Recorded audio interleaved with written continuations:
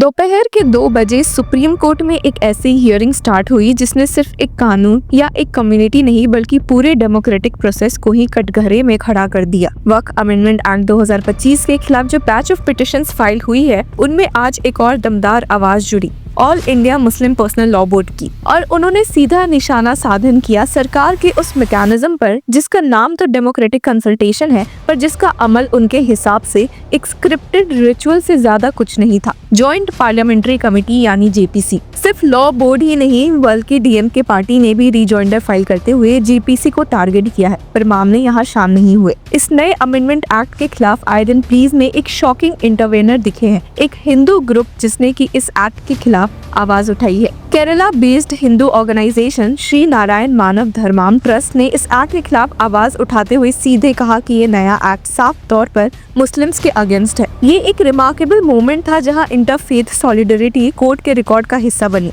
अब ये पूरा मामला क्या है, कैसे सेंटर ने एक पुश बैक भी किया है, इन सारे क्लेम्स को चलिए देखते हैं। अब all India Muslim personal law board का कहना है कि जेपीसी का पूरा प्रोसेस एक रिचुअलिस्टिक कंसल्टेशन बन के रह गया है। न क्लॉज बाय क्लॉज एनालिसिस हुआ, न ही डिसेंटिंग वॉइसेस को सुनने की नियत दिखाई दी। कुछ क्रिटिकल डॉक्यूमेंट्स जो जेपीसी के सामने रखने चाहिए थे वो या तो डेलिब्रेट तरीके से छुपाए गए या फिर एक्सेसिबल ही नहीं बनाए गए।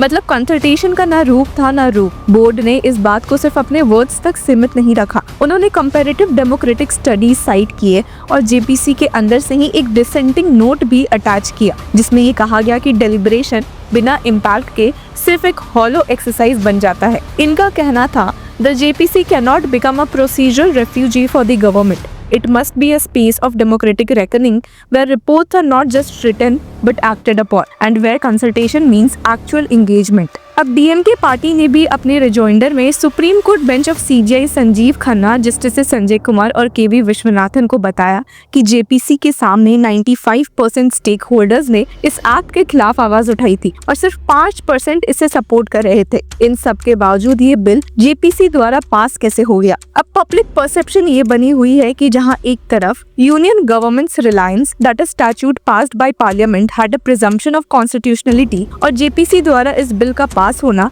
शो करता है कि सबकी आवाज सुनी गई थी और प्रॉपर डिस्कशन हुआ था, गलत है। और यही से बात उठती है जुडिशियल रिव्यू की। All India Muslim personal law board ने अपने आर्ग्यूमेंट्स को काफी सॉलिड कॉन्स्टिट्यूशनल फुटिंग दी, स्पेसिफिकली आर्टिकल 32 और जुडिशियल रिव्यू के बेसिक स्ट्रक्चर डॉक्ट्रिन का सहारा लेते हुए। उन्होंने राजा रामपाल वर्सेस स्पीकर लोकसभा 2007 और अमरिंदर सिंह वर्सेस पंजाब विधानसभा 2010 जैसे लैंडमार्क जजमेंट्स का जिक्र किया और कहा कि जेपीसी के प्रोसेस का होना या उसकी रिपोर्ट फाइल करना एक लॉ को सुप्रीम कोर्ट के स्क्रूटनी से नहीं बचा सकता। ये सिर्फ पार्लियामेंट का मैटर नहीं है। अगर बेसिक राइट्स या कॉन्स्टिट्यूशनल मोरालिटी इम्पैक्ट हो रही है तो जुडिशरी का रोल एक्टिवेट होता है। बोर्ड ने कहा judicial review is part of the basic structure of the constitution and the rigour of legislative procedure is irrelevant to the court's authority to assess constitutionality. लेकिन जहां एक तरफ बोर्ड ने जेपीसी और सरकार दोनों पे सवाल उठाए, वहीं दूसरी तरफ इस पिटीशन को लेकर काफी तीखी प्रतिक्रिया भी सामने आई। Association for the protection of civil rights यानी एपीसीआर ने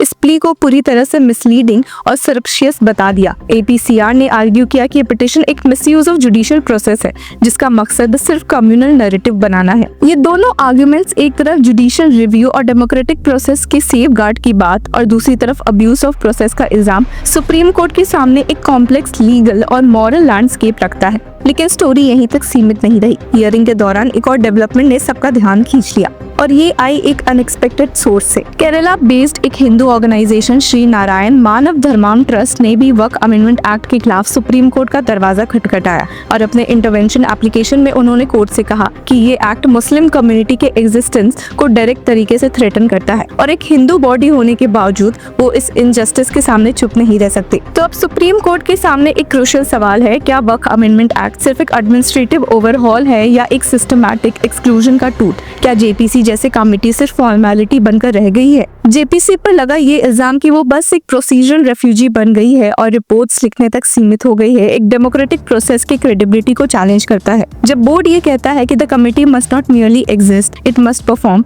तो ये हर इंडियन के रिप्रेजेंटेटिव डेमोक्रेसी में फेथ को एक करता है। हालांकि इस बारे में जेपीसी चेयरमैन ने क्या कहा है, चलिए सुनते हैं।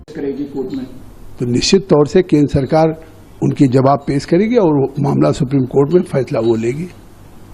आज वक्फ बिल को लेकर के सुप्रीम कोर्ट में सुनवाई है, इसको लेकर के आप किस तरीके से देखें? देखिए, सरकार की तरफ से काफ़ी जवाब आ गया है। जो विंद उठाए गए हैं पिटिशनर्स के द्वारा, एक तो 75 पिटिशनर्स दाखिल हुई। सुप्रीम कोर्ट को भी लगा कि जैसे कोई ये इसका कोई होड़ लगी हुई हो आपस में राजनीति को, और ये तो हम लोग लगातार कहते हैं कि जैसे मुस्लिम को एक वोट बैंक समझा जा रहा। तेजस्वी के मनोज झा सांसद ने भी कर रखा है, ओवैसी साहब ने भी कर रखा है, और तमाम और इमरान मसूद ने भी कर रखा है। तो खुद सुप्रीम कोर्ट को कहना पड़ा कि हम 5 से ज़्यादा सुनवाई नहीं करेंगे। और उसमें उन्होंने जो सवाल उठाए हैं, उन्होंने सवाल उठाए हैं कि साहब वक्फ बोर्ड में नॉन मुस्लिम्स क्यों रखे जाएं, ये हमारी रिलीजियस बॉडी है। तो वक्फ बोर्ड रिलीजियस बॉडी नहीं है, इसका फैसला Ramjas foundation versus supreme court में आ चुका है। उसका पहले फैसला कर्नाटका वक्फ बोर्ड वर्सेस सुप्रीम कोर्ट में आ चुका है। दिल्ली में मोहम्मद अब्दुल्ला बनाम दिल्ली हाई कोर्ट आ चुका है। तमिलनाडु में भी वक्फ बोर्ड बनाम तमिलनाडु हाई कोर्ट हुआ है, कर्नाटका में हुआ, राजस्थान में हुआ। सभी फैसलों में ये कहा गया है कि वक्फ बोर्ड रिलीजियस बॉडी नहीं है, ये शरिया से गवर्न नहीं होता है, ये एक स्टैचुरी एग्जीक्यूटिव बॉडी है जो वक्फ के रखरखाव की देखभाल करता है। तो इसका जवाब भी सरकार ने दिया है। वक्फ बाय यूजर की बात की, साहब हमारी मस्जिदें, खानका, कब्रिस्तान, ईदगाह ले ली जाएंगी, इसका भी जवाब सरकार ने दिया है कि हम वक्फ बाय यूजर जो है उसको रिट्रोस्पेक्टिव इफेक्ट से नहीं लागू कर रहे हैं, प्रोस्पेक्टिव इफेक्ट से लागू कर रहे हैं। प्रोस्पेक्टिव इफेक्ट तात्पर्य है कि अगर डीड नहीं भी है, वक्फ बाय यूजर काफ़ी बरसों से उसको किया जा रहा है, तो उसमें अगर वहाँ पे आज भी मस्जिद है, नमाज पढ़ी जाती है, कब्रिस्तान है, अगर वहाँ पे कब्र है, तो उसको केवल इस कानून के पास होने के बाद आप 6 महीने के अंदर भारत सरकार के अल्पसंख्यक मंत्रालय से के वामसी पोर्टल पे आप अपलोड करा दीजिए। कम से कम क्या अगर ये कानून इसलिए संशोधन किया गया कि इस जितनी देश में वक्फ की प्रॉपर्टी हो उसका सरकार के पास जानकारी हो, और उसकी जानकारी के साथ उसकी जो इनकम हो, कोई जब व्यक्ति या कोई वाकिफ अपना वक्फ करता है तो उसका इंटेंशन यही होता है कि इसकी इनकम से गरीब को, पसमानदा को, ओबीसी को, खवातीन को, अनाथ को, बच्चों को फ़ायदा मिलेगा एजुकेशन में, हेल्थ में। आज वो खुर्द-बुर्द हो रहा है। जहाँ जस्टिस सच्चर ने 2006 में कहा था कि 4.5 लाख वक्फ की प्रॉपर्टी है और 12,000 करोड़ इसकी आमदनी होनी चाहिए, केवल 163 करोड़ है।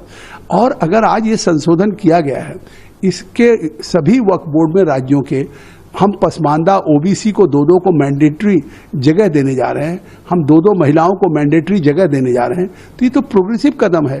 पर्पज केवल यही है कि इस वक्फ के संशोधन में सरकार का ये लागू करने का कि इसका फायदा गरीब और पसमानदा और ओबीसी मुसलमानों को मिल सके। पर अब तक की हियरिंग ने एक बात क्लियर कर दी है, वक्फ एक्ट का इशू अब सिर्फ एक लॉ का मैटर नहीं, एक लार्जर डेमोक्रेटिक रेकनिंग का इशू बन गया है, जहां लॉ, रिलीजन, रिप्रेजेंटेशन और जस्टिस सब एक दूसरे से टकरा रहे हैं, और हर टकराव के बीच एक आवाज जो कह रही है justice delayed is legitimacy denied. तो व्यूअर्स, आपकी क्या राय है कमेंट सेक्शन में हमें बताएं, और तब तक के लिए keep following law Chakra. Hello law lovers and justice seekers, welcome to law Chakra. हम आपके लिए लेकर आए हैं कुछ बहुत ही exclusive. Introducing law Chakra prime membership, जो आपको देगा exclusive access like never before, यानी कि फुल इनसाइडर एक्सेस, वो भी बस घर बैठे। यही नहीं, प्राइम मेंबर को मिलेगा access to exclusive interview session with renowned जजेस, लीगल एक्सपर्ट्स एंड लॉयर्स, ऐसे इनसाइट्स जो आपको कहीं और नहीं मिले। इसी के साथ अगर आप कभी सोचे कि हम कैसे लेकर आते हैं आपके लिए ये लीगल अपडेट्स, तो इसके लिए भी प्राइम मेंबर्स के लिए है हमारे पास एक special sneak peek behind the scenes of law chakra. Brainstorming session से लेकर ब्लूपर्स तक सब कुछ। In short, more content, more update and more analysis. Political legal controversies हो या इन डेप्थ लीगल सेशंस, सब कुछ आपको मिलेगा एट वेरी मिनिमल प्राइस। बनिए लॉ चक्र की प्राइम मेंबर और अनलॉक कीजिए full potential of legal knowledge. अभी ज्वाइन कीजिए।